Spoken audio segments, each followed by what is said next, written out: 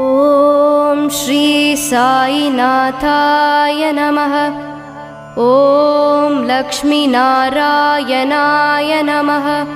ॐ कृष्णराम शिव मारुद्यादिरूपाय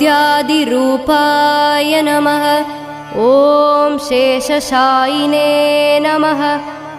ॐ गोदावरीतटशिरडिवासिने नमः।